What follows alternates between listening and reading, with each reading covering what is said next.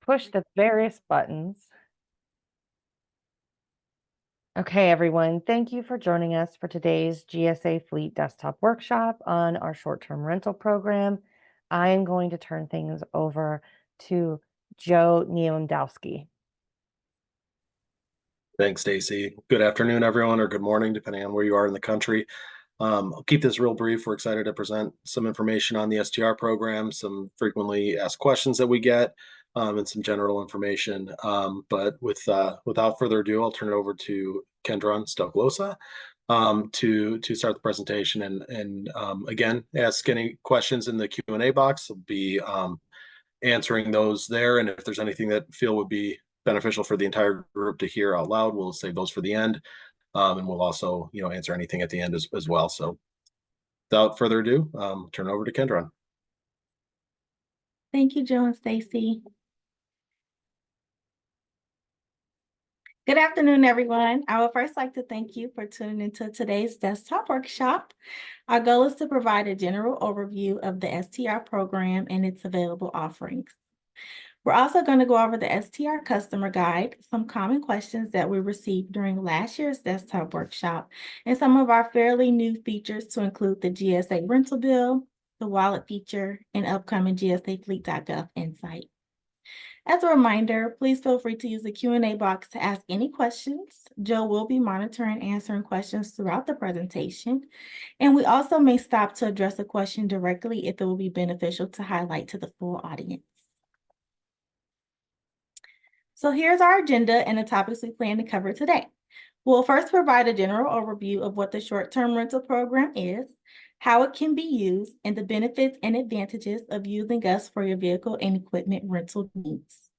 Then touch on the STR customer guide, how to locate it on the STR website, and the helpful topics that it includes. We'll then get into the standard process for utilizing the STR program and maximizing your chances to filling your rental needs. Next, we'll get into the common questions that we received during last year's desktop workshop, and we'll also briefly touch on our emergency response procedures.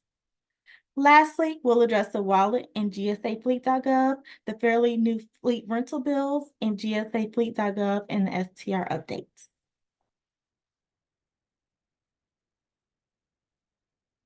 So for the benefit of those who aren't familiar with the STR program, here are the basics. The short-term rental program is a service offered through GSA Fleet program. We provide vehicles and equipment for short-term needs and specialize in seasonal work, special events, and surge requirements. We're also set up to provide temporary replacement vehicles and or equipment that is out of service due to maintenance issues or accidents. Emergency response is another pillar of our offerings. STR is a primary response mechanism for GSA's fleet emergency response needs. Our vehicles can be rented for up to 119 days and equipment for up to 1 year. The standard turnaround time for requesting vehicles and equipment through STR is 72 business hours. Once a request is submitted, it goes to eligible vendors to quote for 48 business hours, with you then being able to pick up the vehicles and or equipment 24 hours later. This timeline can be expedited for emergency support as well. We'll discuss that in more detail later on. We also should note that we encourage customers to provide as much lead time as possible when submitting requests. Providing more time allows us and vendors more time to adjust if your exact requirements aren't available at the moment. The best part is that all of your procurement requirements are taken care of by our program to provide you with quick access to vehicles and equipment at the lowest possible rates. We have a contracting staff on hand to award tasks through STR, so you do not need to be a contracting officer to utilize our program. Some of the benefits of the short-term rental program are: we can provide the lowest available commercial rates, as we compete every request regardless of the dollar amount. So if there is a single vehicle request for a single day or 100 vehicles for 119 days, we are still competing the requests among all eligible vendors. This ensures that we're getting the best available rate for those vehicles on that particular day. The program provides an easy, hassle-free procurement. As mentioned, we have contracting officers that review each request and issues orders based on your requirements and vendor selections. We have a convenient online request system that can be accessed 24/7. Fuel cards can be ordered with every rental. Fuel is not included in the rates, so any charges will simply pass through on your monthly GSA rental bill. STR rental charges appear on their own bill, separate from lease items. So we'll discuss this in further, but by separating the bill, it allows us to include additional information on your rental. There are no fees for additional drivers. For most vehicle types, anyone over the age of 18 that's authorized by your agency can operate the vehicles. There are vehicle types such as 15-passenger vans that some vendors restrict to 25 years or older per their contract. And there is no penalty for early turn-ins. You will only be charged for the time that you have had the rentals. So if you request vehicles for 30 days and only end up needing them for 2 weeks, you're only going to pay for the 2 weeks that you had the vehicles. And just to reiterate again, one of the best benefits of the STR program is that you do not have to be a contracting officer to use us. We provide an easy-to-use electronic ordering system and have contracting officers on staff ready to assist.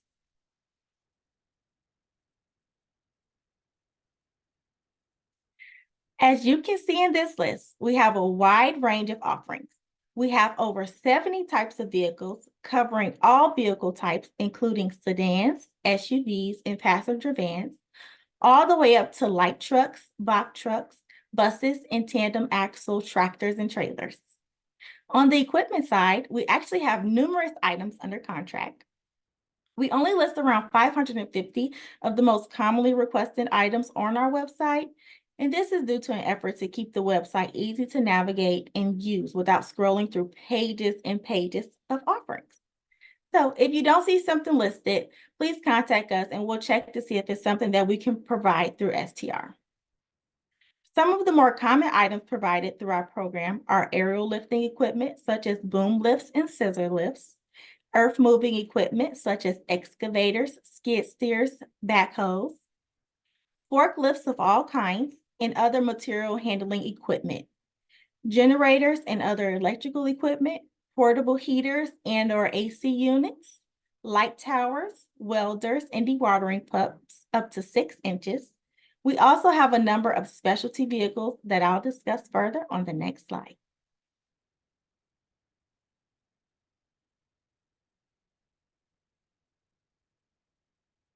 Over the years, specialty vehicles and equipment have become a large part of the STR program.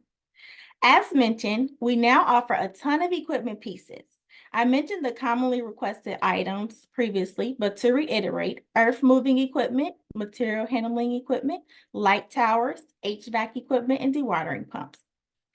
This extensive offering list, including equipment accessories, positions the STR program to support your agency at any project level. So not only can we provide the skid steer loader or the forklift, but we can also provide the brush mower, the auger, and breaker attachments needed to complete the mission. Another example would be suction and discharge hoses to be used with dewatering pumps or cables and distribution boxes to be used with the generator. This allows us to offer full packages for your equipment rental needs. Everything is, of course, subject to availability. Snow plows are going to be readily available this time of year, but in short supply during the winter. So please plan accordingly to ensure that you have the equipment that you need reserved. And again, if it is something that you need that is not listed on the website, please contact us and we can see if we can provide it for you.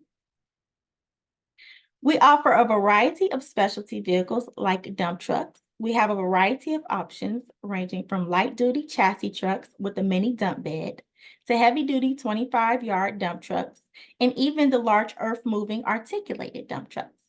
We have bucket trucks, a number of boom lifts available through our vendors, crash attenuator trucks. These are the trucks with the crash attachment on the back of the truck with an aero board or other message board designed to absorb a crash impact. underbridge inspection trucks and trailers. We've provided a handful of these, but they are extremely rare in the rental fleets, but it is an offering. These trailers and trucks sit on a bridge and have an arm that reaches to the side and below the bridge for inspection and/or repair of the bridge. And utility maintenance trucks. These are simply the vocational body trucks that have the utility boxes with locking cabinets in lieu of the traditional pickup truck bed. We also have been able to work with our vendors to get additional items like pontoon excavators, rock crushing equipment, frac tanks, and large earth moving scrapers. Even if it's something outside the box, please let us know and we will see if it's something that we can get for you.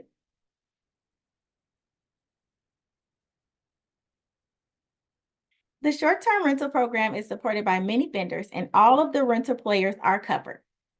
Enterprise, Hertz, Dollar Thrifty, and Avis Budget provide nationwide support for all light-duty vehicle types. We have a number of smaller vendors that provide localized support in certain areas of the country, such as All Car Leasing, Acme Auto Leasing, and USafe Auto Rental.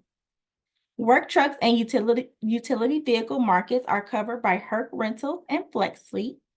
We have some vendors whose focus is specialty vehicles such as Masters Transportation and AutoMax for buses, and Ryder Truck Rental for box trucks, refrigerated trucks and trailers, and semi-tractors. Lastly, our newly added vehicle vendor, Bush Fire Services, who can provide box trucks and 15-passenger vans. On the equipment side, we partner with all of the major rental providers, including Herc Rentals, United Rentals, and Sunbelt. We also added another equipment vendor recently, Atlantic Lift Systems, who can provide aerial lifting equipment and forklifts in the Northeast. And Federal Contract Corps provides nationwide support and partners with Caterpillar to provide CAT equipment through the STR program.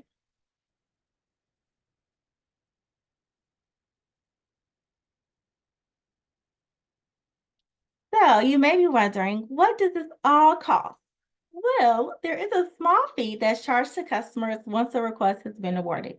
This fee is designed to cover GSA's fleet overhead and expenses for operating the STR program, including website maintenance, design, and improvements.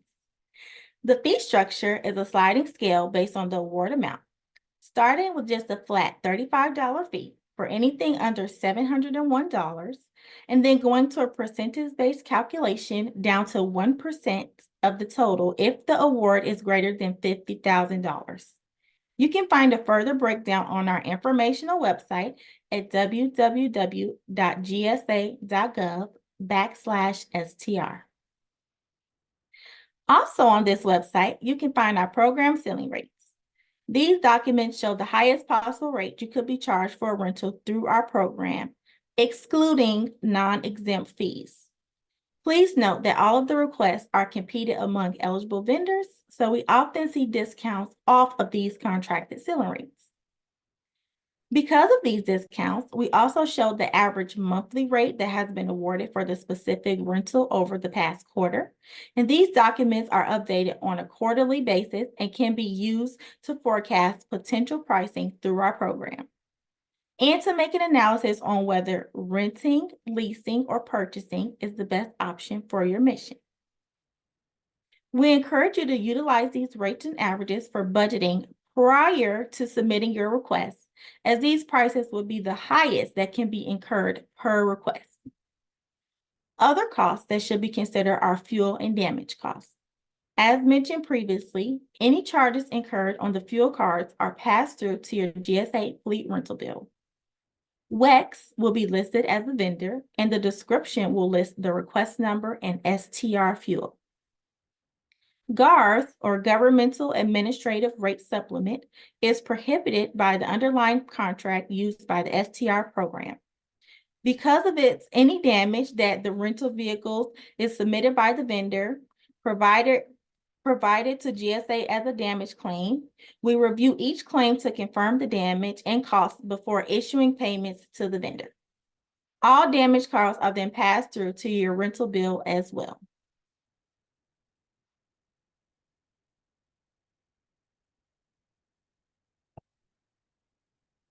Now that we've discussed the basics of what STR offers and the costs, we are going to quickly go through the standard ordering procedure for short-term rentals. The short-term rental website can be accessed at str.gsa.gov.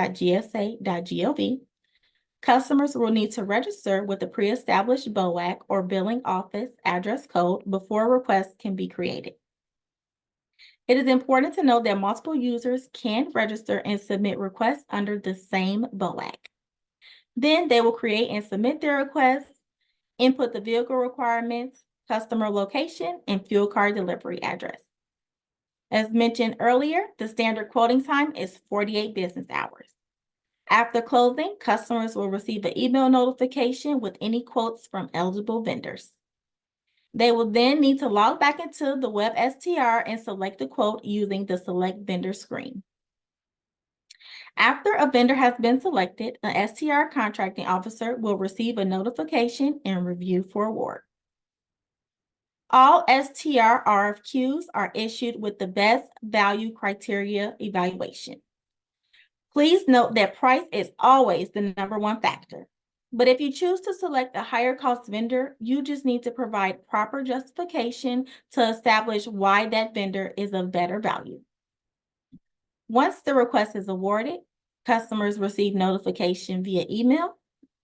Customers will then be contacted directly by the awarded vendor to arrange pickup or delivery as requested. If the customer order fuel cards with this request, they are shipped via UPS to the specified address after the vendor selection has been made. Cards are delivered 2 business days following the vendor selection. Please be advised that fuel cards cannot be shipped to PO boxes.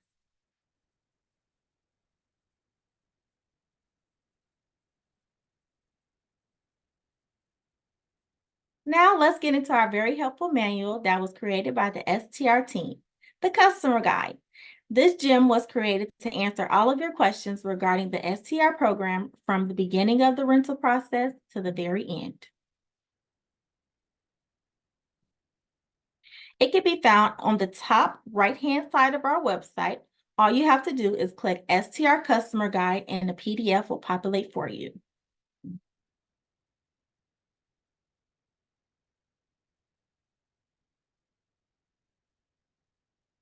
Here, you can search an array of topics to include becoming a STR user, fuel cards, maintenance and accident procedures, and so much more.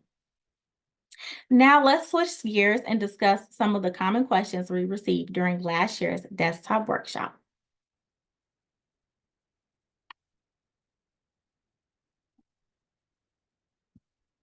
All right, our first topic that we frequently get questions about is drivers and operators. So is there an age restriction for drivers? What will drivers need to operate the vehicles? And are we able to acquire drivers and equipment operators through STR?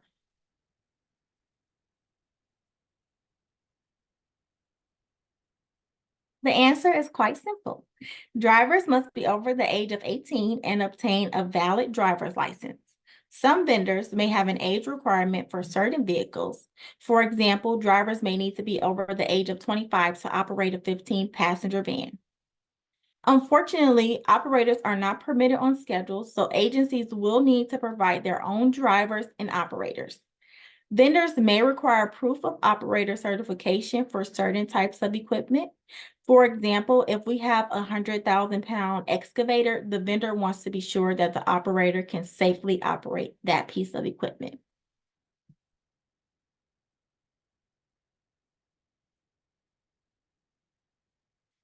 Damage and accident outcomes. So what do I do if there is damage to the vehicle and/or equipment? And what is the accident process for STR vehicles?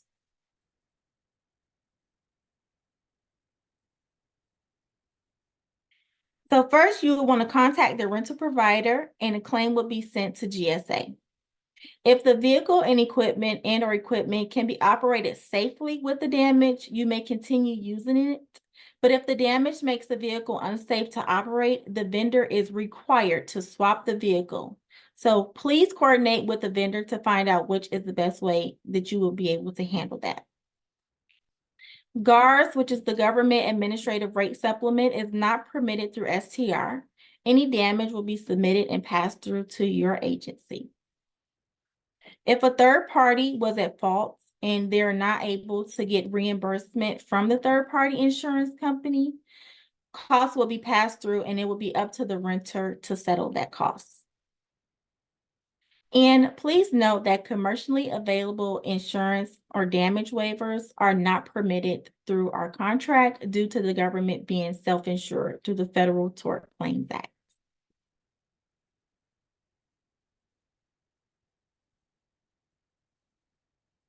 Our last common topic includes the rental completion stage.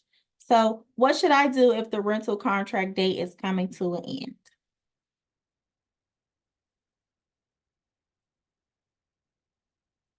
So I had an item delivered and it needs to be picked up.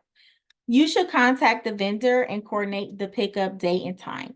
The vendor may not automatically remove the item, so please ensure that you coordinate with the vendor to have that picked up. Failure to contact the vendor may result in additional rental charges. If you need to extend the rental contract, please insert a rebid request. Please remember that the maximum rental period is 119 days per vehicle. So leased vehicles should be considered for any rental period over 119 days on the vehicle side. On the equipment side, there is no limit on the amount of time that the equipment can be rented.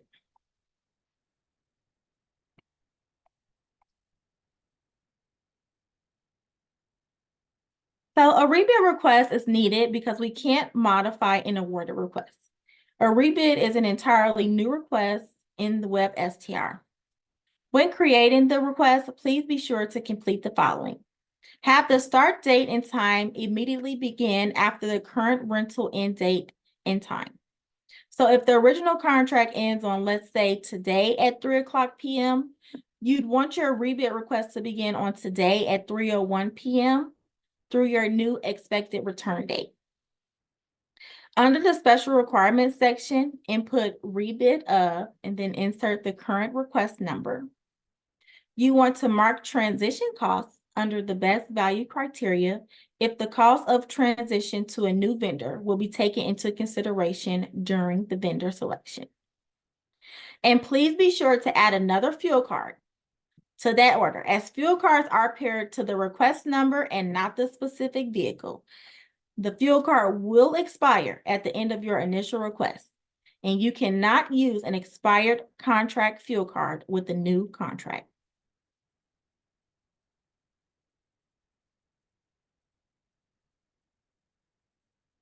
So please see here a screenshot for step 2 of the rebid process.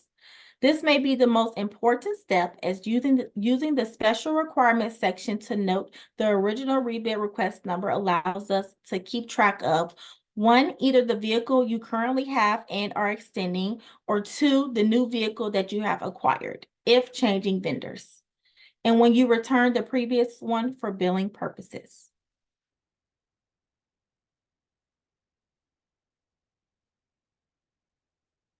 We're now going to transition into discussing STR and our ability to support customers during emergencies.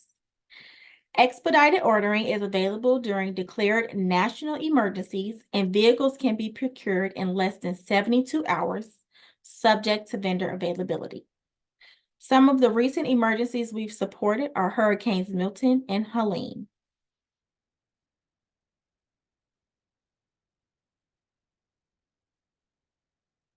STR is the primary emergency response for GSA Fleet, with a dedicated phone number to call for support for national emergencies. The phone number is listed below. This phone number, along with our emergency response procedures, are activated during declared national emergencies. We're able to expedite request times and have historically been able to provide vehicles and equipment in as little as a few hours or even same day. This is, of course, subject to vendor availability, which can be a challenge depending on the nature of the emergency. After receiving your requirements, we coordinate directly with vendors to confirm availability or suitable substitutions.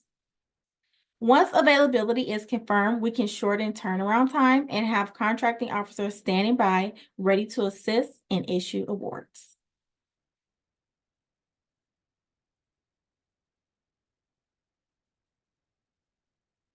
So here are some tips for requesting emergency support.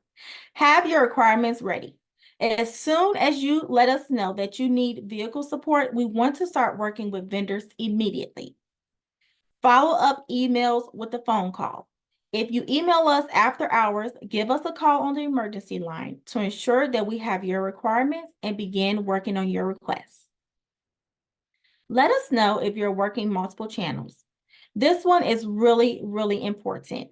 If you request 30 light towers through us and also request 30 light towers through, let's say, vendor X, we need to know about it so that we are both not trying to compete or fight for the same equipment. This can severely impact vendors' ability to support emergencies either through STR or your direct contracting efforts. Have your funding ready. No money, no car. No, just kidding. Vehicles and equipment are at a premium during emergencies, so we want to ensure that if we find something for you, we can pull the trigger quickly, as we can't secure items without an awarded request. Please consider current supply and inventory issues and be flexible. During the COVID-19 pandemic, supply was at a premium and it was very difficult to source vehicles. So please be flexible. If you request a 15-passenger van, please let us know if you can accept, let's say, 2 minivans in place of the 15-passenger. This will help streamline the request and ensure that we get you the vehicles as quickly as possible. Contact us for help. We're here to help and be your advocate during these difficult situations. And lastly, ask that you just please be patient. We're working as fast as we can, and please take into considerations that vendors can be affected as well in these situations.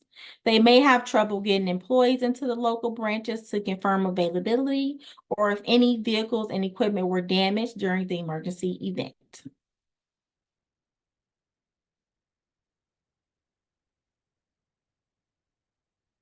We're now going to switch gears and talk about billing through the STR program. So another frequently asked question we would like to cover is, how do customers pay for a short-term rental? Vendors submit billing to GSA monthly for all ongoing and completed rentals. Our office then reviews each individual invoice for accuracy. This review includes ensuring the rates are correct, any taxes or fees billed were in the vendor's initial quotes, and that the dates being billed are within the dates awarded on the request. It is important to note that we do not bill customers until this review has been completed and the invoice is approved. This ensures that our billing is correct before it's passed to customer bills. If we reject an invoice, it goes back to the vendor to correct and resubmit to the STR office. This can slow down billing a bit, but as previously stated, we want to ensure that all billing is correct before it gets to you. Once an invoice has been approved, payment is sent to the vendor and customers will receive a receipt notifying them of the charges incurred. You will then see these charges listed on the following month's BCSS bill. STR charges are now on their own GSA bill. Previously, they would show up as a separate line item on your overall GSA Fleet bill. Leasing bills and rental bills are now separate and both can be downloaded from BCSS. Please note that the statement number nomenclature has changed with this new update. Rental bills will now begin with a J for IPAC statements and a K for non-IPAC statements. Please note that you'll need to review both leasing and rental bills each month. Customers can pay their bill via IPAC, check, or credit card, but GSA's preferred payment is IPAC. One new change with splitting rental bills is that DoD customers can now pay via IPAC, whereas before these bills had to be paid manually through DFAS. Please be sure to update your accounting information and your Treasury accounting symbol on the wallet in gsafleet.gov in order to make IPAC payments.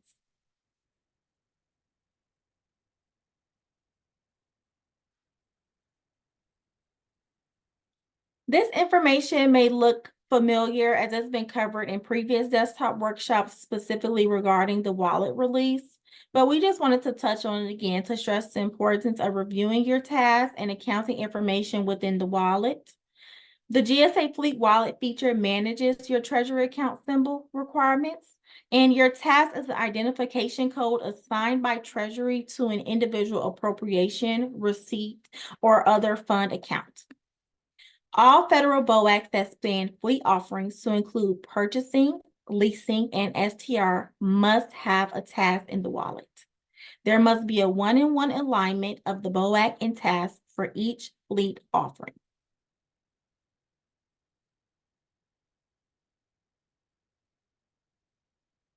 On this slide, we wanted to show you a sample of the new rental bills that can be downloaded from VCSS. With the previous bill, the only identifying information for a rental through STR was the contract number. This was listed in the description field and listed the contract/request number along with whether the charge was for rent, fuel, or damage. When reviewing the new bill format, the type of charge, whether it be rental, fuel, or damage, will still be specified in the description section on your bill, along with the request number. Some other features include being able to see the specific vendor under vendor name, as well as the request number, the rental location, and billing period that the charge covers. These changes in new billing format should give you more transparency and insight into the charges being billed on rental bills.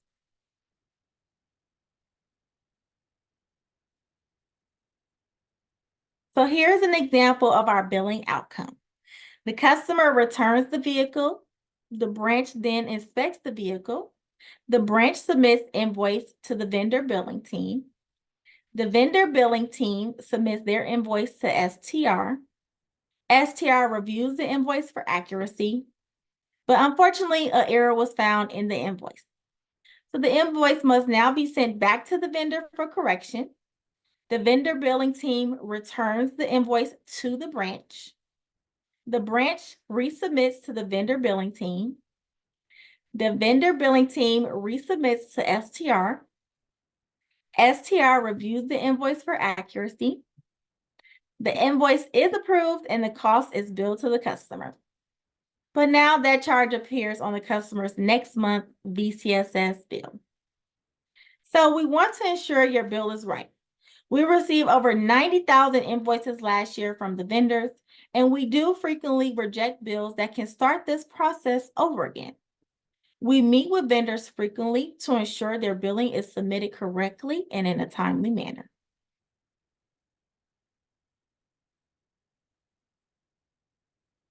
So STR will be one of the final applications to transition to GSAFleet.gov. Some of our new features will include organization profiles, a clearer rebid process, automated expedited requests, flexible dates, vehicle types, and so much more.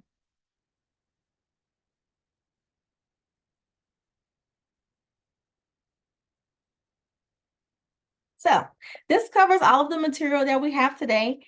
Thank you for attending today's desktop workshop. If you have any questions following the session or would like further information, you can reach out to us in a number of ways. Our support center is staffed Monday through Friday from 7 a.m. to 6 p.m. Central Time.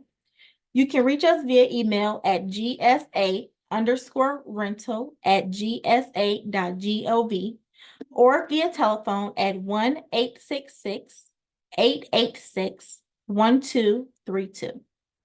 We also have a live chat function available on our website at str.gsa.gov. Listed on this slide is also our emergency support contact number. We appreciate your business and we look forward to exceeding all of your short-term rental needs. With that, we'll continue to answer any of your questions in the Q&A box. Thank you and have a great day. Thanks, Kendra. So we've had some good questions here and there's some more coming in. I figured at this point we'll just answer them live. So I'll start going through here. Question from Luis: can STR vehicles or equipment be requested but picked up at a different location? example, the requester office is in Phoenix, but STR vehicles or equipment picked up or used and turned in Dallas. And the answer is yes. So when you register for the STR system, or STR program, you enter your address of where you're located, but then each individual request, you enter where the renter's address is. So yes, that is definitely possible to do that. Next question. Do you need a new fuel card for temporary rental that's replacing a GOV that's in the shop for repairs? Yes. So the fleet WEX cards that are assigned to each individual GSA fleet vehicle, the leased vehicle with the G on the license plate, those cannot be used for anything but that vehicle. So cannot be used during STR.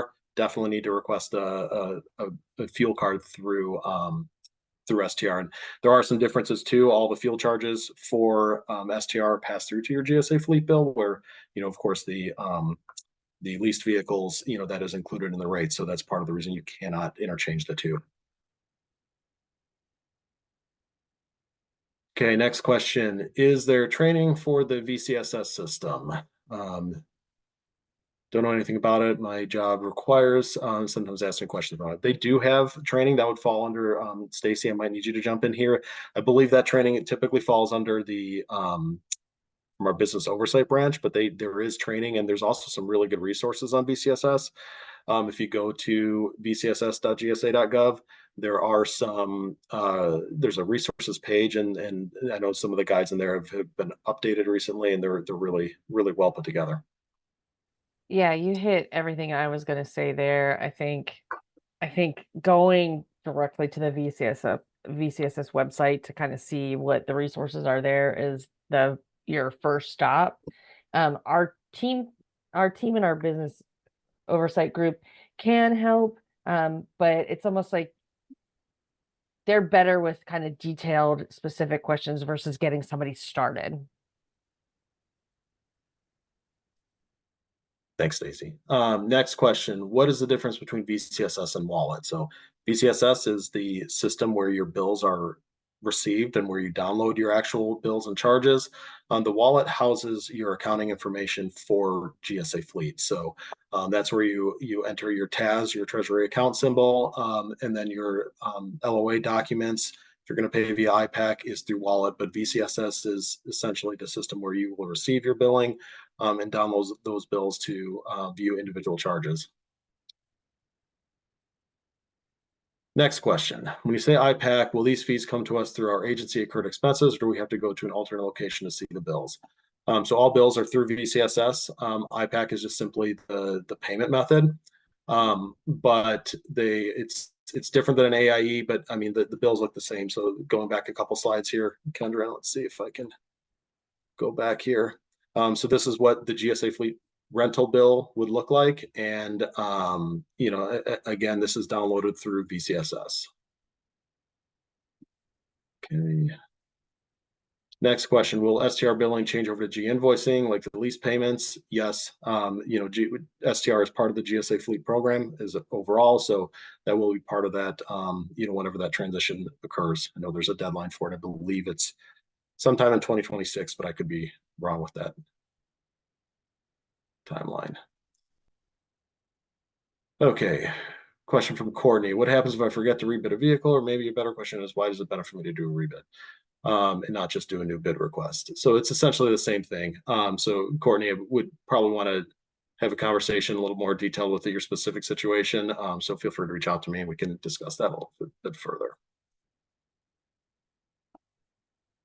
From Sandra, would this process be the same for overseas vehicle rentals? So right now, this was a question earlier too, that right now the contracts that we utilize for STR are limited to the US and its territories. So we do have some coverage in Puerto Rico and very limited coverage in areas such as the Virgin Islands. We are looking at the feasibility and whether it would make sense for STR to expand to other locations, but nothing definitive at the moment. So right now, only available in the US. Do the drivers need to have defensive driving? It's not a requirement, but certainly would be always a recommendation, but it is not a requirement to utilize STR. At least it's not a GSA requirement. From Sarah, can STR be used for wildfire assignment and be taken several states away from the requested area?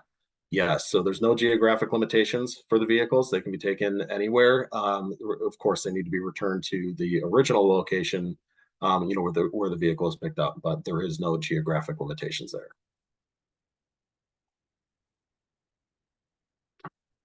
Okay, next question. If I'm traveling for work and picking up an STR approved vehicle, no gov available, am I correct in assuming that this cost is not included in the travel authorization? Linda, that would defer that to your agency guidelines. So as Kendra had mentioned, STR is not for TDY travel purposes.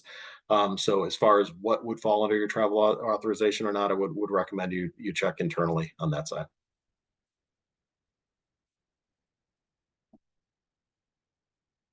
Okay, from Glenn, how strong of an STR program does GSA have in Pearl Harbor and Guam? In the past, we've run into challenges with availability for medium duty and heavy duty vehicles. What options are available with those limited options for those locations? So as mentioned, we have coverage in the US, that includes Hawaii. And we're limited to what's commercially available there. And depending on the time of year, it can be tough to fill. What we do recommend to all customers is if you don't get the response that you're happy with, through it, reach out to us. We'll look at the request. We can work with our vendors separately and try to make sure that we can fill your needs. Guam is a little bit more of a tricky situation. So we do have an equipment vendor that has Guam included in their contract, and we have been able to provide most of what customers have needed in Guam on the equipment side of the program. Vehicle side, we don't really have any coverage. We do have a couple vendors that have locations in Guam commercially that they can support government requests, but it's not listed on their STR contract. So if you have a need for vehicles in Guam that you're not getting responses on, reach out to us. We'd be happy to connect you with those providers, but it wouldn't be able to go through STR again at this time.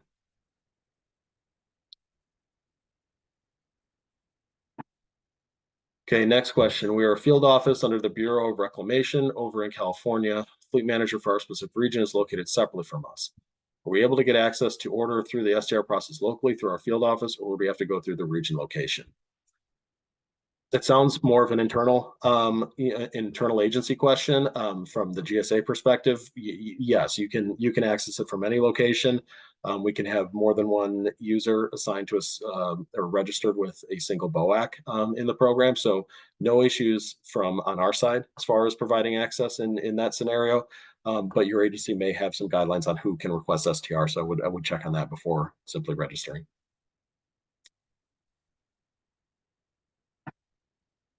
Is the fuel usage a separate charge with the WEX card? From Jackie? Yeah, so perfect example is the bill that we have up here. So you can see, so there's the charges for damages in STR, the fuel charge, GSA fee, or the STR rental charge. So yeah, any charges that you incur on the WEX cards provided through STR are passed through to your GSA Fleet bill, or GSA Fleet rental bill. There are some tax rebates that come into play, so it may not match your receipt exactly, but you will see each individual charge listed on your bill.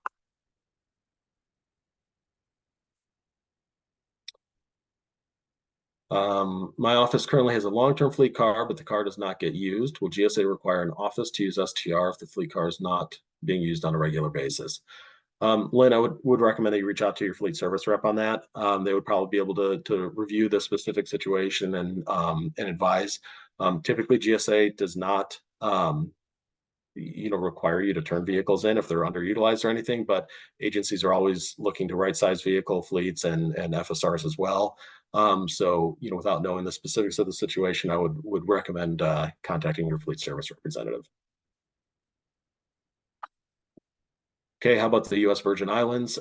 Do have some providers that have locations there. Again, with the remote locations and vendors not able to transfer vehicles in and out easily, it can be difficult to source those, but we do have some coverage in the Virgin Islands.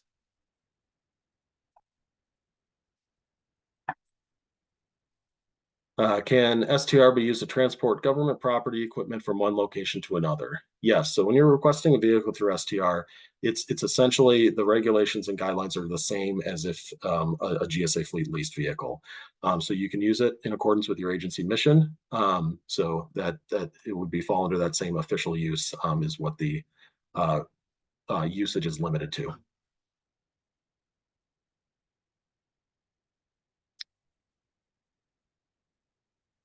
Okay, next question. What is the solution when a local vendor states a piece of equipment available, but the corporate office comes back stating that equipment is not available? Not totally following your question, Sean. Maybe you can type in a clarification. If there's a specific situation. Otherwise, feel free to reach out to us. My assumption is that you're, a local branch of the location is saying it's available. But the government office that works and submits quotes through STR is not showing it as available. There's a couple different reasons of where that may lie. One of it could be a pricing issue. One of it could be the vehicle is reserved for a different long-term project. So there's a few different scenarios there. But typically, we do that government office is going to reach out to that local office to confirm the availability. There is some some contractual limitations there, so we do recommend that you come through us and we can work with the government team for the specific vendor rather than the local team.